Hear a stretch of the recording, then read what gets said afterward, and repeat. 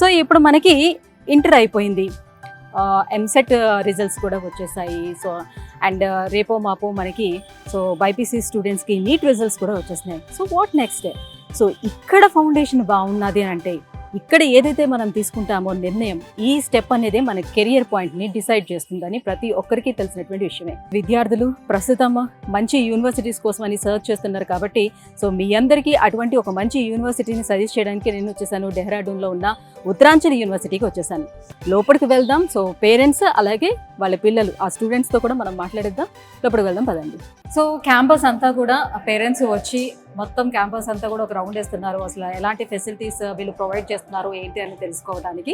So almost ఒక సగం campus అయితే చూసారు కదా. సో మాట్లాడేద్దాం వాళ్ళతో కూడా. మీ పేరు సార్?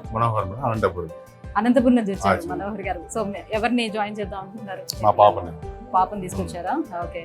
సో మొత్తం క్యాంపస్ చూసారు కదా, ఫ్రమ్ స్టార్టింగ్ అవర్స్ మొత్తం చూసారా? అన్ని చూసారా? ఎలా అనిపిస్తుంది? బాగుంది, చేర్పించాలనుకుంటున్నాం. బాగుంది. ప్లేస్మెంట్స్ ప్లస్ చెప్తున్నారు. మొత్తం కేరింగ్ అంటే కూడా బాగుంది అనేసి అనుకుంటున్నాం. అంటే మీరు ఇక్కడికి ఎలా వచ్చారు? రిఫరెన్స్ వచ్చారు అంటే మేము యాక్చువల్ అయితే నెట్ లో చూసారా? దాని నుంచి వచ్చేసి సార్ కన్సల్టెంట్ ఇంటర్వ్యూ చేస్తాము. దానివల్ల వచ్చి ఓకే. ఓకే. సో ఇప్పుడు వరకు చూసిన దాంట్లో అంటే ఇక్కడ ఫుడ్ అలాంటివి ఏమైనా టేస్ట్ చేసి చూసినా మేడం? బాగుంది, బాగానే ఉన్నాయి.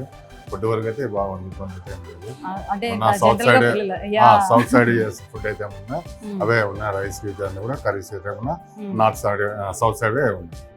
ఓకే. సో సౌత్ వాళ్ళకి ఇక్కడ actually south separate, north separate పెడుతున్నారు కదా. సో జనరల్గా అయితే నార్త్ వైపు వెళ్ళేటప్పుడు వాళ్ళు ఏ ఫుడ్ ప్రొవైడ్ చేస్తే మనం అదే ఇక్కడ అలాంటివి లేకుండా సౌత్ వాళ్ళకి సౌత్ డిసైడ్ అయిపోయింది. నార్త్ కానీ సౌత్ వాళ్ళకి అయితే మనం సపరేట్గా పెట్టినా తిన్నాము. బాగుంది. ఓకే. థ్యాంక్ యూ అండి. ఓకే.